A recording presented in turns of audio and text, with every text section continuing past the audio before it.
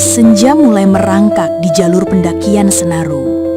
Langit memerah, lalu perlahan memudar menjadi ungu gelap. Di balik keindahannya, Rinjani menyimpan cerita yang tak pernah benar-benar terucapkan dengan lantang.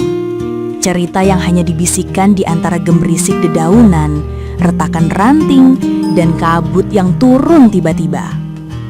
Ardi, Raka, Dini, dan Lala berangkat dengan semangat menaklukkan puncak. Namun, sejak awal ada keganjilan yang tak mampu mereka jelaskan.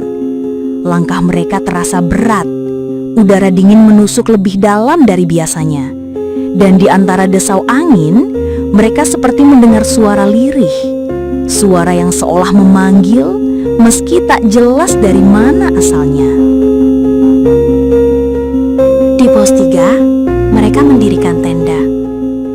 Angin malam berhembus kencang, membuat dedaunan berdesir bagaikan bisikan.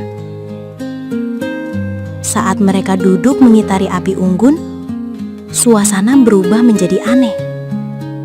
Api seolah meredup dan membesar sendiri, meski angin tak selalu bertiup.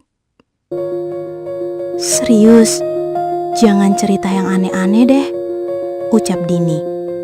Tangannya gemetar, meski mencoba tertawa. "Aku cuma dengar dari porter tadi," kata Lala. Katanya, di jalur ini kadang terlihat perempuan pendaki yang hilang. Namanya Sari. Raka mengangkat alis. "Pendaki hilang? Bukannya sudah dicari bertahun-tahun lalu?" "Iya, tapi jasadnya gak pernah ketemu." Mereka berempat tiba-tiba terdiam. Tak lagi ada suara. Masing-masing dengan imajinasi sendiri-sendiri membayangkan kisah hilangnya sang pendaki. Malam itu, mereka akhirnya terlelap. Namun tidur Ardi terganggu oleh suara. Langkah kaki yang lembut, berat, seolah diseret. Ia membuka mata, napasnya tercekat. Tepat di depan tenda, samar di antara kabut, berdiri sesosok perempuan berambut panjang acak-acakan, mengenakan jaket gunung kusam, wajahnya pucat seperti kabut, dan matanya kosong menembus pandangannya. Ardi mematung. Perempuan itu menggerakkan bibirnya, tetapi tak ada suara keluar. Dalam sekejap, kabut menebal dan sosok itu hilang.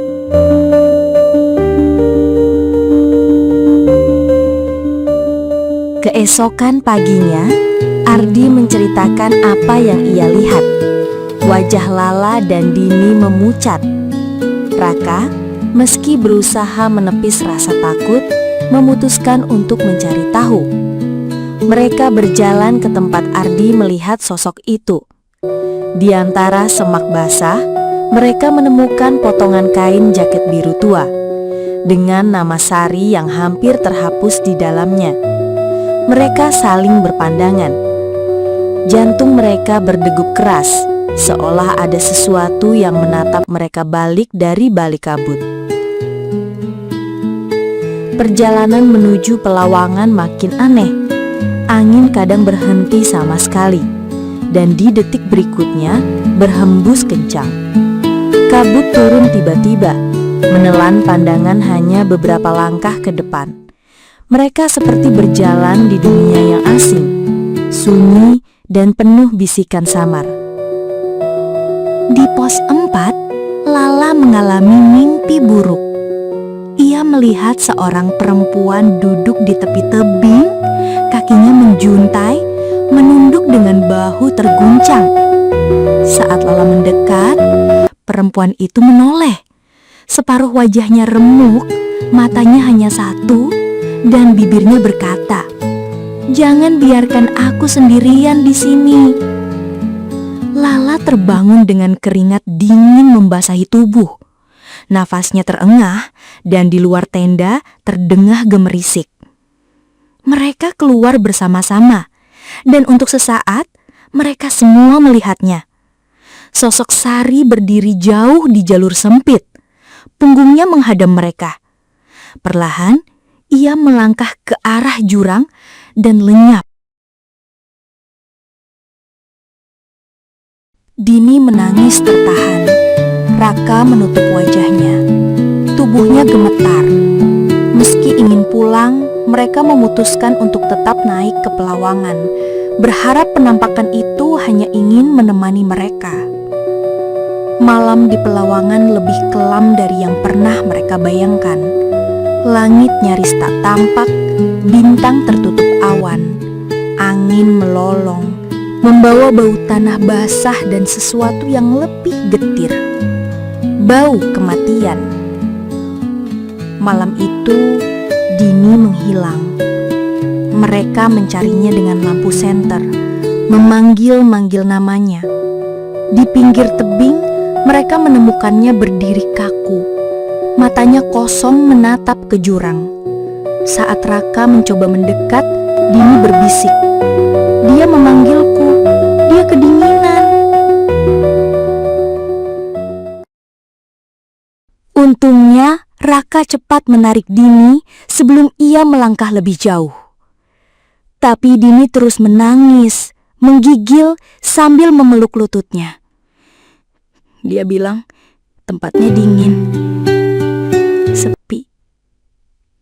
Dia sendirian di sana, gumamnya. Pagi harinya, mereka memutuskan turun. Setiap langkah terasa seperti melewati labirin kabut yang tak pernah habis. Kadang mereka merasa mendengar suara perempuan menangis di antara pepohonan. Kadang, dari ekor mata, mereka melihat sosok Sari berjalan membelakangi mereka, hanya untuk lenyap ketika mereka menoleh. Di jalur Senaru, sesaat sebelum tiba di pos terakhir, Ardi berhenti dan menoleh ke atas. Di sana, di antara kabut, berdiri Sari. Diam, menatap ke arah mereka. Mata Ardi dan mata Sari bertemu.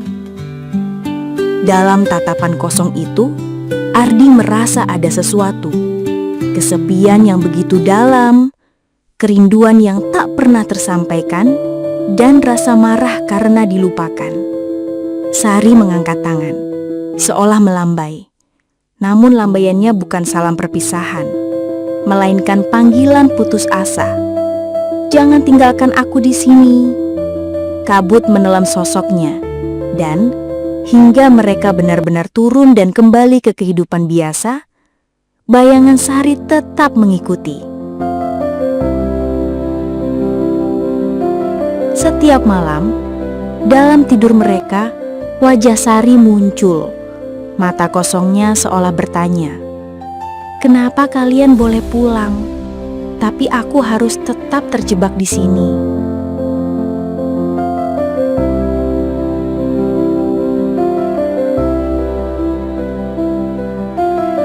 Lalu, siapakah Sari sebenarnya? 8 tahun sebelum Ardi dan teman-temannya mendaki, ada seorang gadis bernama Sari. Ia pendaki pemula, berkulit kuning langsat, tubuhnya kecil dan tampak rapuh. Namun matanya selalu berbinar jika berbicara tentang gunung.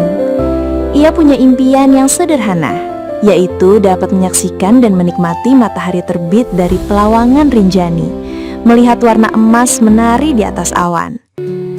Saat itu Sari mendaki bersama 3 temannya, Andra, Reza, dan Tari. Persahabatan mereka sudah lama terjalin, penuh tawa dan rencana masa depan.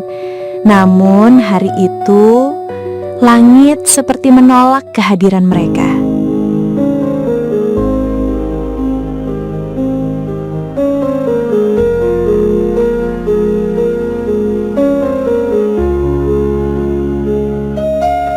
Kabut turun lebih cepat dari biasanya. Angin menjadi dingin dan ganas, pohon-pohon bergoyang menimbulkan suara seperti bisikan yang tak dimengerti. Jalur sempit berubah licin. Setiap langkah menjadi pertaruhan. Di jalur antara pos 3 dan 4, Sari ketinggalan sedikit di belakang. Andra yang berjalan di depan baru menyadari ketika kabut semakin tebal. "Andra, Resa, tunggu aku!" teriak Sari. Namun suaranya teradam kabut seperti dilemparkan kembali kepadanya oleh angin. Ia mempercepat langkah, tetapi kakinya terpeleset. Sari berusaha meraih ranting, namun ranting rapuh itu patah. Tubuhnya terhuyung ke pinggir jurang. Sesaat, matanya menangkap Andra yang berlari ke arahnya. Namun hanya sesaat. "Sari!" teriak Andra. Tubuh Sari jatuh. Dunia berputar di matanya. Ia melihat langit kelabu, ranting kering, kabut menelan segalanya. Tubuhnya menghantam dinding tebing, menghancurkan sebagian wajahnya.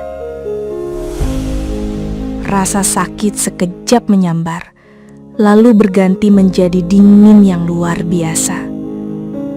Di sela kesadarannya yang memudar, Sari mencoba memanggil nama teman-temannya. Suaranya hanya bergema lemah, kalah oleh angin dan kabut.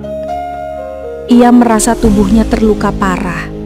Napasnya berat, darah hangat mengalir di pipinya. Pandangannya kabur, namun ia masih melihat kabut menari, seperti menyembunyikan wajah orang-orang yang ia sayangi. "Jangan tinggalkan aku di sini," bisiknya meski ia tahu tak akan ada yang mendengar.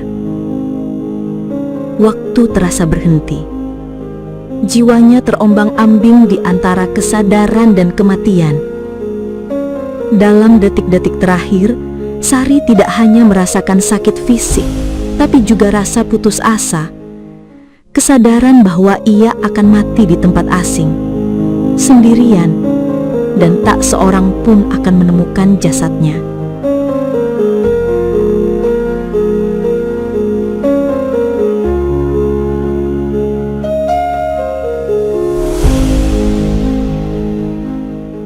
Pencarian dilakukan.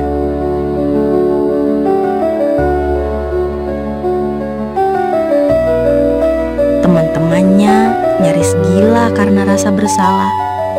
Namun, jasad Sari tak pernah ditemukan.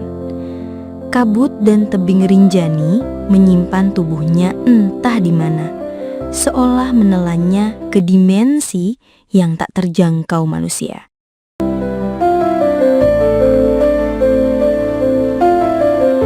Sejak saat itu, orang-orang menceritakan kadang ada pendaki yang melihat sosok perempuan berjaket biru, berdiri diam di tepi jurang, rambut panjang terurai, wajahnya tertutup kabut.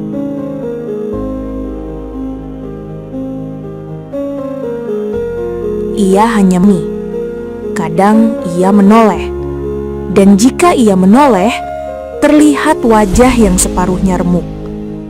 Yang lebih menyeramkan, beberapa pendaki mengaku mendengar bisikannya, hampir tak terdengar di antara angin.